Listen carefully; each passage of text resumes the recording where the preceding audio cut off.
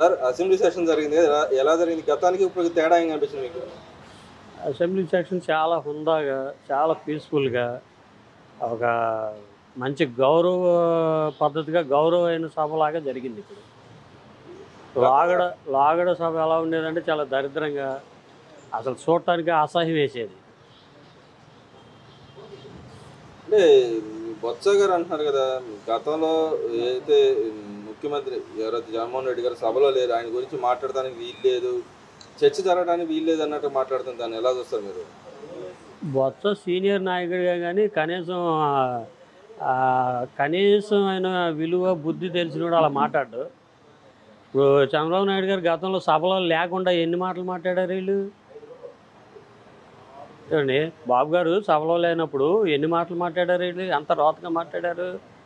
కనీసం బుద్ధి లేదు అప్పుడు, మరి ఇప్పుడు మాట్లాడుతున్నాడు. అంత సీనియర్ నాయకుడే అండి, మాట్లాడితే కనీసం బుద్ధి ఉండాలండి. అంటే గతంలో గవర్నమెంట్లో చేసిన, ఇప్పుడు ముఖ్యమంత్రి పేరు లేకపోయినా గత గవర్నమెంట్ చేసిన తప్పుల గురించి కూడా వ్యాఖ్యానించొద్దనే వ్యవహార శైలిని ఎలా చూడుతుంటారు? అది సైకోయిజం అంటారు దాన్ని.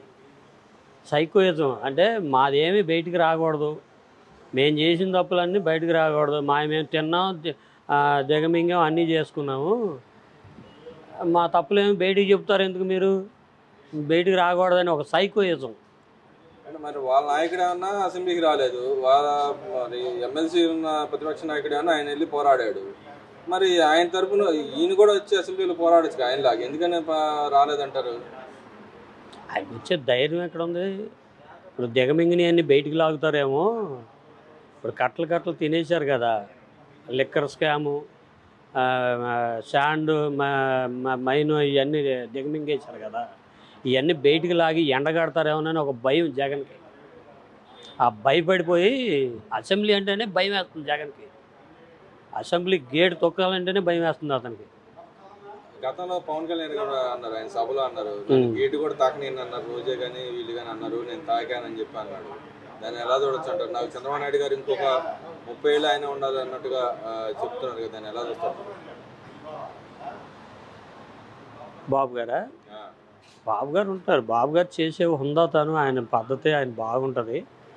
కాకపోతే కొన్ని చిన్న చిన్నవి ఉంటాయని చదువుకుని అయ్యే పోతూ ఉంటాయి, కానీ వాళ్ళ సైకోయిజానికి, వాళ్ళ పద్ధతులకి అవన్నీ ఇంకా జనం మళ్ళీ రిటర్న్ వస్తా, నేను ఒక 40-30 సంవత్సరాలు నేనే చేస్తా, ఏదో పిచ్చి కలలుగా అంటున్నాడు. నేను బాబు గారిని అరెస్ట్ చేసిన రోజు చెప్పాను మీ ఛానల్లోనే, 16 సీట్లు వస్తాయి రాసి పెట్టుకోండి అని చెప్పాను, మీకు గుర్తుందో లేదో. 11 వచ్చినాయి. ఆ రోజే అయిపోయాడని చెప్పాను నేను. అంటే మళ్ళీ అసెంబ్లీ కాదు కదా, ఆ గేటు దరిదాపు ఆ రోడ్లోకి కూడా రాలేడు. ఇక అయిపోయింది, అతని చరిత్ర క్లోజ్ ఆ రోజుతోనే. అంటే కొన్ని రూమర్స్ కూడా బయటకు వచ్చినాయి ఈ మధ్య, ఏదో ఆయన ఉంది బెంగళూరులో ఉన్నాడు, బెంగళూరు నుంచి బెంగళూరు చదువుకొని కాంగ్రెస్ పార్టీ విలీనం చేయడానికి రెడీగా ఉన్నాడని చెప్పి అంటున్నాను. నిజంగానే ఆ పరిస్థితి ఉందంటారు ఆయనకి? కాంగ్రెస్ పార్టీ రానిస్తే ఎప్పుడో విలీనం చేసేవాడు, వాళ్ళు రానివ్వట్లా, వాళ్ళు బ్రేక్ వేశారు. ఇప్పుడు బతులు ఆడుకుంటున్నాడు కదా, నీ దరిద్రం మాకెందుకు, నీ దరిద్రం మాకు వద్దయా అని వాళ్ళు బ్రేక్ వేశారు. లేకపోతే ఎప్పుడో వెళ్ళిపోయేవాడు. అండ కోసం ఏం లేదు అక్కడ. వాళ్ళు అండ కోసం అంటారా? అంతే, కేసుల గురించి అండ కోసం అంటారా? అంతే. కేసులు ఇవన్నీ ఏదన్నా లోన్ వేయకుండా వాళ్ళు అడ్డుపడతారేమో, ధర్నాలు పనులు చేసి జనం ఉంటారు కదా, కాస్త సపోర్ట్ కోసం. అంతేగాని వాళ్ళ మీద ప్రేమతోనో, కాంగ్రెస్ మీద అభిమానంతోనో ఏం కాదు అది. అంటే డబ్బుల మేనేజ్మెంట్లో ఇది భాగం అంటారా? 100%.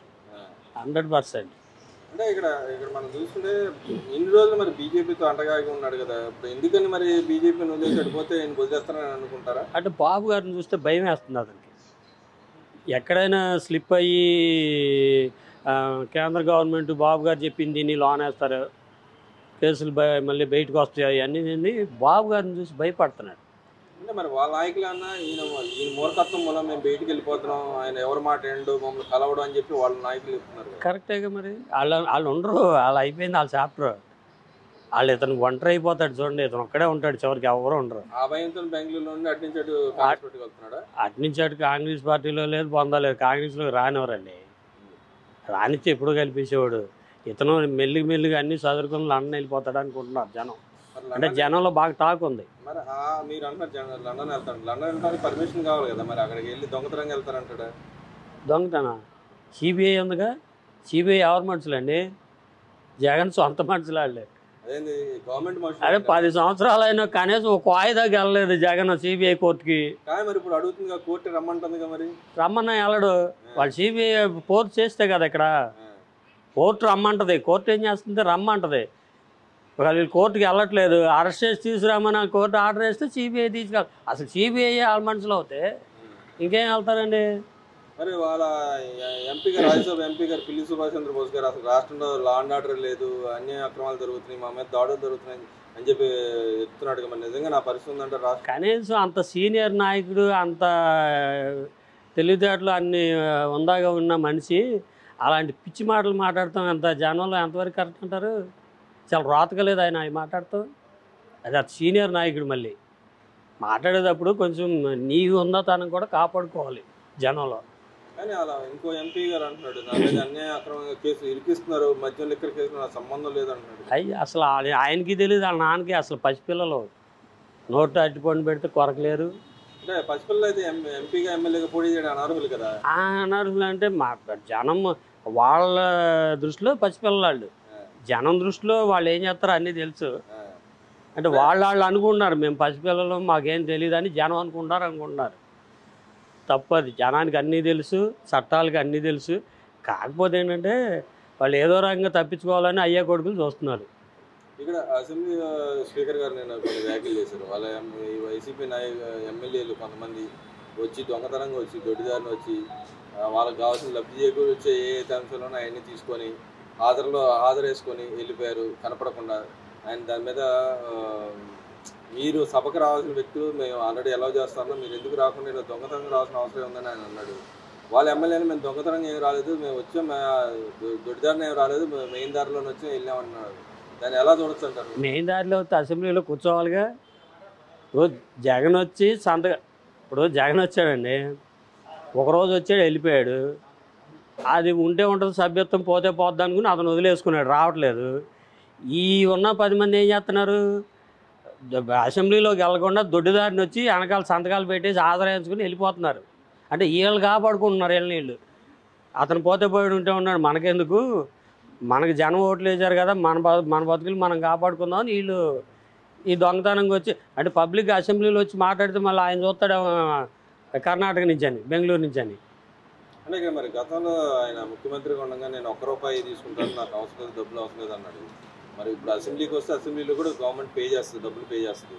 ఆ డబ్బులు తీసుకోవడానికి అర్హులు అసలు? అర్హులు కాదు, సభ్యత్వం ఉండదు. మొన్న పెట్టిన సంతకం కూడా అది చెల్లదు. అది ఫస్ట్ రోజు పెట్టింది, అది సభ దీనిలోకి రాదు. మా రూల్ ఉన్నాయి కదా, మీ రూల్ మా చెల్లుబాటు కాదు అన్నారు. అందుకేగా నీ సభ్యత్వం సినిమా చిరిగిపోద్దిగా.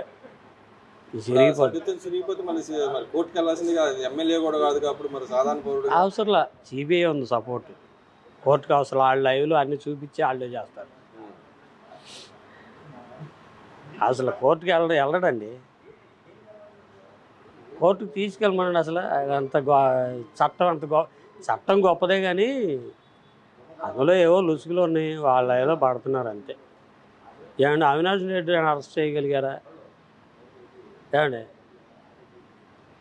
ఇంకో విషయం కూడా నేను చెక్కలు కొడతా ఉంది. ఒక జడ్జి గారి ఇంట్లో కొన్ని కోట్లు, డబుల్ కోట్లు దొరికినాయని చెప్పి వచ్చింది. తీరా ట్విస్ట్ ఏంటంటే అసలు దొరకలేదు, ఏం లేదు, కాలిపోయింది ఉత్తమాట అని చెప్పి వాళ్ళ ఫైర్ సిపి చెప్తున్నాడు. దాన్ని ఎలా చూడొచ్చు అంటారు? అవన్నీ మేనేజ్ చేస్తారు ఇక అంతే. అయ్యే టోటల్ డిపార్ట్మెంట్లు అంతా కలిసి మేనేజ్ చేసుకుంటారు. జరిగి దాదాపు 6 రోజులు అయిన తర్వాత బయటకు వచ్చింది కదా. అదే మనలాంటి ఎవడన్నా చిన్నోడు ఒకడు ఏమన్నా ఒక ₹100 చేస్తే తీసుకెళ్ళి ముందు లోనేస్తారు. చట్టంలో ఒకరికొకరు ఏమంటారు, ఎంప్లాయీ ఒకరికొకరు సపోర్ట్ చేసుకుంటారు అంతే. దాన్ని ఎవరు ఏం చేయలేరండి అవన్నీ.